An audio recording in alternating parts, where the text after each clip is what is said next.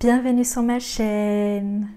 Et voilà, nous sommes dans une nouvelle vidéo et j'avais à cœur pour cette vidéo de parler qu'il n'est pas trop tard, qu'il n'est pas trop tard de quoi que ce soit.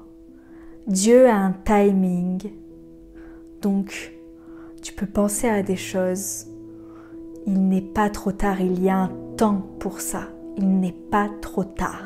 Parfois, on peut penser qu'il est trop tard pour telle ou telle chose, mais c'est un mensonge. Il n'est pas trop tard pour demander pardon. Il n'est pas trop tard pour pardonner. Il n'est pas trop tard pour commencer un projet. Tu penses que c'est trop tard, que tu n'as plus le temps. Peut-être tu te sens trop vieille, je sais pas. Ou que tu aurais dû faire ça avant. Maintenant, tu n'as plus le temps. Il n'est pas trop tard pour commencer un projet. Il n'est pas trop tard pour changer de travail. Peut-être ça fait longtemps que tu es dans ce travail et tu te sens plus à ta place, que tu voudrais faire autre chose, qu'il y a quelque chose d'autre où tu te sens appelé. Il n'est pas trop tard pour changer de travail. Change. Il n'est pas trop tard pour te marier. Souvent, la plupart du temps, on sent que ça arrivera jamais, que tu te dis mais c'est quand? Je vais pas attendre toute ma vie. J'aimerais te dire il n'est pas trop tard. Il n'est pas trop tard pour faire ta vie. Ça va arriver. Il n'est pas trop tard. Il n'est pas trop tard pour reconstruire les ruines qui sont en toi. Peut-être que ça fait depuis que tu es enfant, que tu es très jeune, que tu as encore des blessures profondes qui viennent de ce temps-là, mais il n'est pas trop tard pour en guérir. Il n'est pas trop tard pour laisser la main de Dieu venir guérir tes entrailles, venir guérir ce qui est à l'intérieur de toi. Il n'est pas trop tard pour ça. Donc, avec ça, il n'est pas trop tard de te faire accompagner, de te faire aider. Malgré l'âge que tu as, malgré que tu sens peut-être que tu aurais dû le faire avant, non. Il n'est pas trop tard pour te faire accompagner. Vas-y, fais-le, fais-toi accompagner. Il n'est non plus pas trop tard pour rêver, pour encore construire des rêves, pour continuer d'imaginer ce que tu vas faire par la suite, rêver. Il n'est pas trop tard pour se donner des objectifs de vie qui en vaut la peine, qui sont t'as l'impression, trop grands. Mais en même temps, il n'est pas trop tard pour rêver. Il n'est non plus pas trop tard pour recommencer ce que tu avais abandonné. Plein de fois, tu as dû te mettre des objectifs que tu n'as pas terminés parce que ou tu n'avais pas le temps, ou c'était autre chose qui prenait plus de place et tu ne pouvais pas, ou tu as tout simplement abandonné car tu n'y arrivais pas. Il n'est pas trop tard pour recommencer.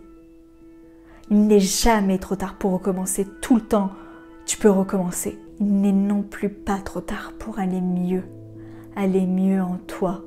Il n'est pas trop tard pour être heureuse. Non, il n'est jamais trop tard pour être heureuse. Crois en toi, crois en qui tu es. Et surtout, il n'est pas trop tard pour aller dans les bras de Jésus. Et il n'est pas trop tard pour retourner dans une relation avec lui. Il n'est pas trop tard pour que tu ailles relire sa parole. Il n'est pas trop tard pour passer des moments de louange dans sa présence, pour prier dans sa présence. Il n'est pas trop tard. Au contraire, fais-le. 2 Pierre 3, versets 8 à 9. Mais il y a un fait que vous ne devez pas oublier. Mes chers amis, c'est que pour le Seigneur, un jour est comme 1000 ans, et 1000 ans sont comme un jour. Le Seigneur n'est pas en retard pour l'accomplissement de sa promesse, comme certains se l'imaginent. Il fait simplement preuve de patience en votre égard. Car il ne veut pas qu'un seul d'entre vous périsse. Il voudrait au contraire que tous parviennent à se convertir. Quand on pense qu'il est trop tard pour quelque chose, souvent, on va penser que Dieu, ou il est en retard, ou il nous a oubliés, alors que non, il y a un temps pour toute chose. Et Dieu fait preuve de patience à notre égard. Il nous fait travailler notre patience en nous. Pourquoi? Parce qu'il veut qu'aucun d'entre nous périsse. Et pourquoi ça nous ferait périr tout ça? Parce que si on ferait tout en même temps, eh bien tout simplement, on n'y arriverait pas. C'est impossible, on ne peut pas faire toutes choses en même temps. Il faut vraiment prendre conscience que Dieu, il a un timing pour tout, pour toute chose. Il a un timing pour nous. Et même, pas forcément que pour les projets, pour les travails, pour toutes ces choses. Il a même un timing pour nous pour guérir, pour pardonner aussi. Et même pour demander pardon. Il a même un timing pour ça. Pourquoi? Parce que tout simplement, si on ferait tout en même temps, si on devrait guérir et en même temps pardonner de ça, de ci, et en même temps se lancer dans ce projet, et en même temps changer de travail, j'en sais rien, et en même temps se marier, et en même temps avoir des enfants, et bien tout simplement, ça serait impossible. On ne peut pas tout faire à la fois. Parce que oui, sinon on va périr si on fait tout à la fois. On va mourir, on n'y arriverait pas, c'est impossible. Donc attendons le timing de Dieu. Il est parfait. Donc voilà, il y a des saisons pour toutes choses. Il y a une saison pour toutes choses.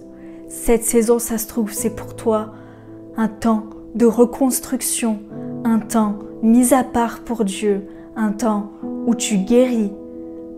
Mais ce n'est pas forcément le temps où tu construis ce projet que tu as dans le cœur pour Dieu.